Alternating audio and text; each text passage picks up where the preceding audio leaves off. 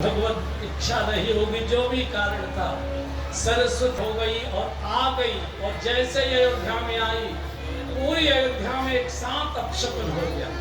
अब ये अयोध्या में घूम रही है, किसकी बुद्धि बिगाड़ी? इसने सोचा जिसका जन्म अयोध्या में हुआ होगा, जिसने जन्म से सरयू माँ का जल पिया होगा, उसकी बुद्धि नहीं बिगाड़ी। कोई बाहर का व्यक्ति मिलना चाहिए, तो बाहर का प्राणी मिल गया। नाम मंथरा मंदमती और चेरी के मंथरा केकई देश की। बंधुओं और बहनों, देखो भूमि के भी कैसे संस्कार होते हैं। ये केकई कश्मीर की थी, और कश्मीर ने त्रेता में भी रुलाया था, और कश्मीर आज तक भी रुलाता रहा है। भूमि के भी अपने एक संस्कार हुआ था, और मंथरा के सिर पर फोड़ दिया अपेश बुद्धि बिगाड़। मैं 2 मिनट मंथरा पर लगाना चाहता हूं। मंथरा कुसंग है बंधु। कुसंग किस परिवार में बैठा है? जिस परिवार के मुखिया धर्म धुरंधर गुण निधि ज्ञानी महाराज दशरथ हैं, उस घर में भी कुसंग बैठा हुआ है। जिसमें ब्रह्म बालक बनकर आया है, उस घर में कुसंग बैठा हुआ है। जिसमें काल के प्रतीक शेषनाग के अवतार लक्ष्मण जी विराजमान है, उस घर में कुसंग बैठा हुआ है। भक्ति महारानी जिस आंगन की बहू बनकर आई है, उस घर में कुसंग बैठा हुआ है।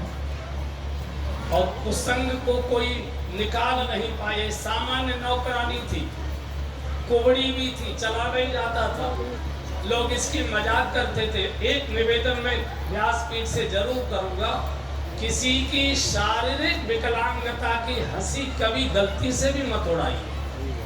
व्यक्ति सब कुछ सहन कर सकता है, लेकिन उसकी शारीरिक विकलांगता पर कोई टिप्पणी करता है, मरते दम तक भूल नहीं पाता। वो मरते दम तक बदला लेने की कोशिश करता है। ये ऐसे ओ वैसे चाल देखो इनकी भटकते, कभी मत भूलिए। ये विकलांगता कभी भी किसी को, इसकी मजाक करते थे अयोध्या के लोग, ओ क्या बढ़िया चलती है, क्या नाचे। ये बेचारी बोल नहीं पाती थी, मुझे छोटी सी नौकरानी थी, लेकिन इसने गांठ बांध रुलाऊंगी एक दिन के कोई आंसू पोंछने वाला पैदा नहीं होगा। और देखिए इस छोटी सी नौकरानी की ताकत। लोग क्या कहते हैं, महाराज जी कोई हम रोज रोज वाले नहीं, कभी किसी शादी वगैरह में चले गए, एक आधा घूंट कभी ले लिया, कभी किसी ऐसे। अब कई बार हमारा लाइजन का काम है, तो अधिकारियों को पटाने के लिए कई बार उनके साथ बैठकर एक आधा घूंट ले लेते हैं। हमारा कोई रोज का ऐसा कोई नहीं। एक बार जिसने एक घूंट पी लिया, चिता तक बोतल उसके साथ रहती है, छूट ही नहीं सकता है बंधु। इसलिए भले ही सत्संग मत करिए, चलेगा, लेकिन कुसंग मत करिए। बरु भल बास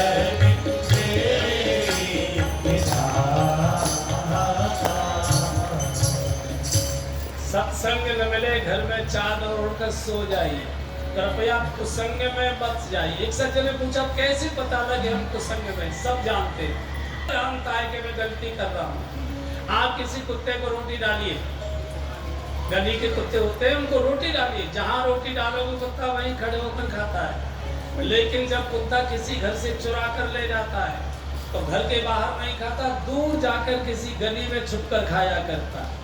तो कुत्ता जब ये बात जानता है तो क्या होता है? मेरी परिभाषा में कुसंग है जिसके पास छुपकर मिलने जाना पड़े, जिसके छुपकर बैठना पड़े, जिसके पास बैठकर धक धक होने लगे कि कोई जान पहचान वाला ना आ जाए। जब मिलकर निकले तो बाएं दाएं न देखना पड़े कि कोई जान पहचान वाला तो गली में नहीं है। ये कुसंग है, मत करिए, मत जाइए, मत। अन्यथा तो एक बार अगर एक घूंट पी लिया वो इतने गहरे गड्ढे में गिराता है, उससे कोई बचाने वाला पैदा नहीं।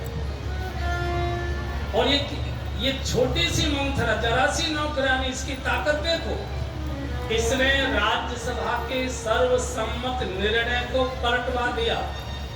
भगवान श्री राम के राज तिलक महोत्सव को वनवास में बदलवा दिया। नाचती गाती हुई अयोध्या को इसने रुला दिया। उत्सव की परिस्थिति को इसने उदासी में बदल दिया। महाराज को असमय में मरने के लिए इसने मजबूर कर दिया। महारानियों को विधवा करा दिया। अयोध्या को अनाथ करा दिया। भगवान श्री राम को अयोध्या से निकालकर वन में भिजवा दिया और मंथरा को कोई बाल बाका नहीं कर पाया। और इतना ही नहीं, 14 वर्ष के बाद भगवान का पुनः राज तिलक महोत्सव हुआ। मंथरा फिर भी अयोध्या में राजभवन में रही, निकल नहीं पाई।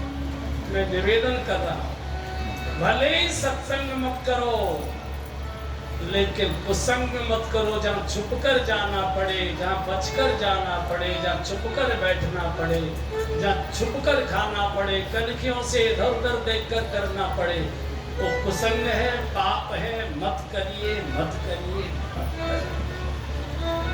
और कुसंग से बचने का एक ही तरीका है, कोई रिश्तेदार नहीं।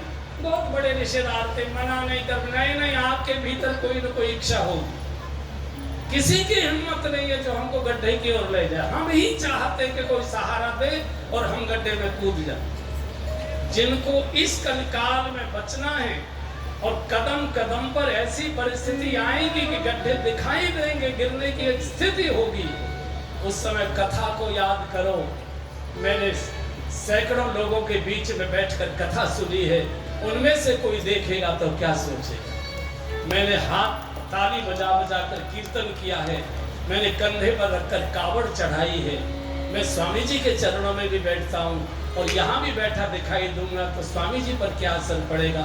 किसी न किसी को साथ रखो।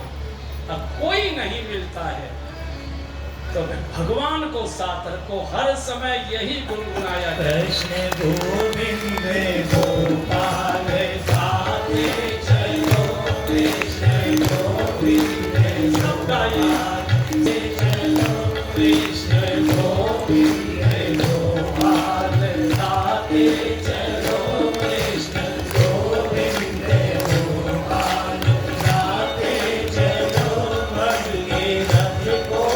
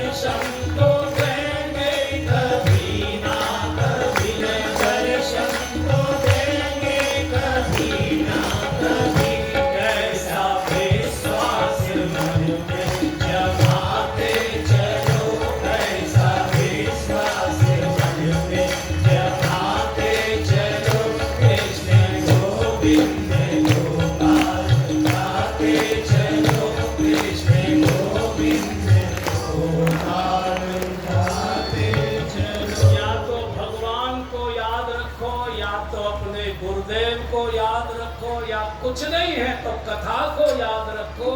मैंने हजारों लोगों के बीच सुनी है, उनमें से कोई देखेगा तो क्या, बच जाओ।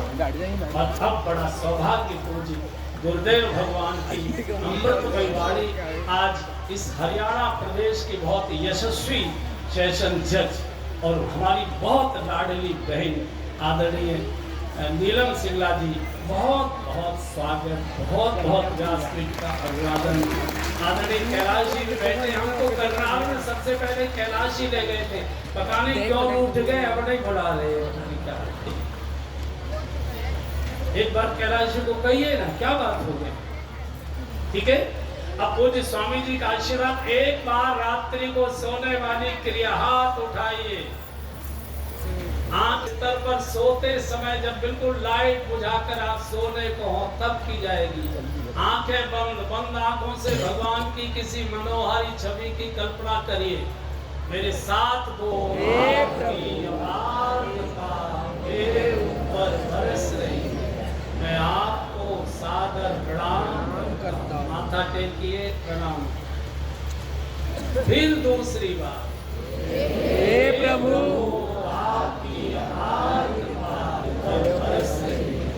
मैं आपको सादर प्रणाम, माथा टेकिए, प्रणाम करो। फिर तीसरी बार, हे प्रभु आपकी अपार कृपा मेरे ऊपर बरस रही, मैं आपको सादर प्रणाम। ये क्रिया रोज क्या करिए।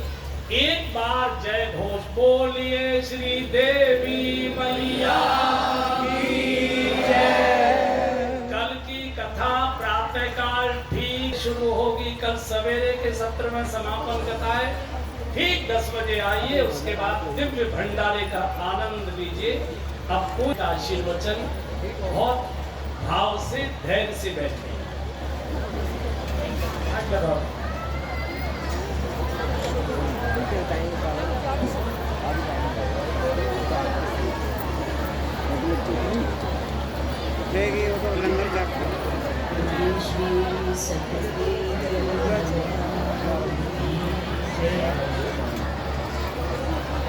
ये राम